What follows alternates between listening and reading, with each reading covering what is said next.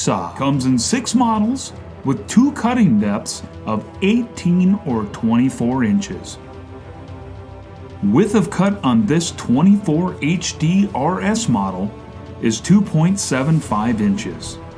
Other models come in at 2.5 and 4.5 inches.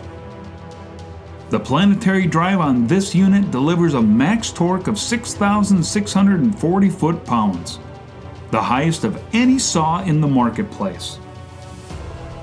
The pressure line goes direct to the motor, meaning no loss of power through the power block.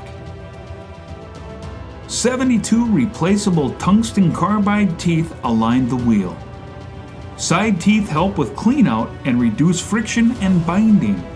An easy-to-read depth gauge shows the operator the cutting depth in 2-inch increments.